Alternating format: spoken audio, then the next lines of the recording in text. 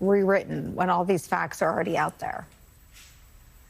It's really a head scratcher, isn't it? I mean, this stuff's going to come out.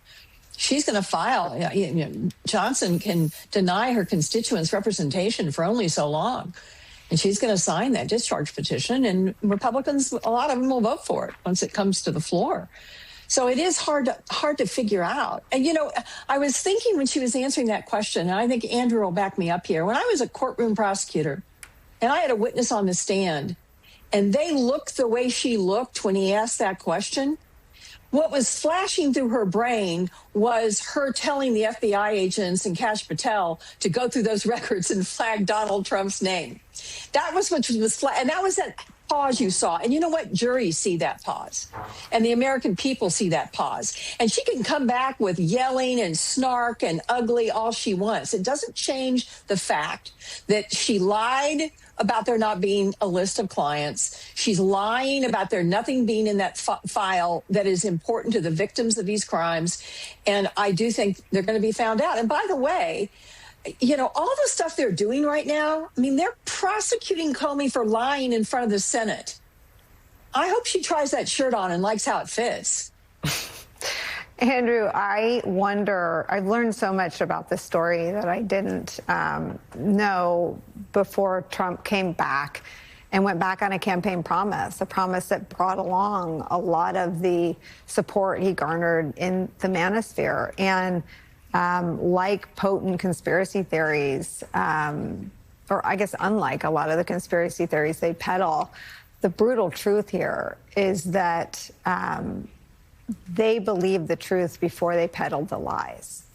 And when they believed the truth, they said things like, put on your big boy pants and tell us who the pedophiles are. That's Kash Patel's most pointed line at House Republicans about doing just what Mike Johnson is preventing Congress from doing, which is passing legislation to release the files.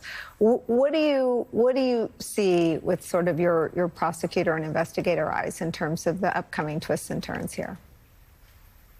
Well, to Claire's point, this is one where her silence and saying I'm not answering speaks volumes. Why wouldn't you? If the answer is no, why wouldn't you say that? I mean, to me, it's sort of plain that the answer would have to be yes. Otherwise, why wouldn't you just say, well, of course that didn't happen? By the same token, at this point, they are doing so much to obstruct the people of the United States seeing the full scope of what Jeffrey Epstein, a sexual predator, and Ghislaine Maxwell were up to, so much that they're willing to deny the absolute right to vote of a representative elect. That's how far they're going. That is denying a constitutional right just so that you can protect whatever is in those files. And you have to say to yourself, in common sense, if there wasn't something really damaging in there, why would you go to this length? And the same thing to your clip with Senator Whitehouse. If the answer to the question is that those photos did not exist, why wouldn't you say that? And so the more that they fight, and this is something I think Claire will know, when you see a witness on the stand who fights with and is refusing to give answers and refuses to even answer or just keeps on sort of battling with the questioner, that there's a there there.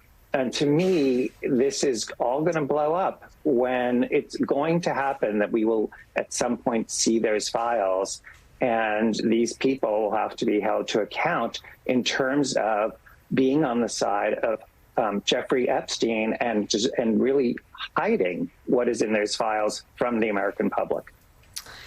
Andrew Weissman and Claire McCaskill, thank you for spending the hour with me. Coming up next, in the next hour of Deadline White House, a tense atmosphere right now in Chicago as the first National Guard troops arrive. Jacob Sobroff is on the ground there, and he'll join us live after a quick break. Don't go anywhere. It bothered us too that your employees weren't taking full advantage of their retirement plans. So Vanguard created something to give them a little nudge. With Vanguard's Well on Your Way, 87% of employees took action to improve their financial well-being. Vanguard, discipline that delivers.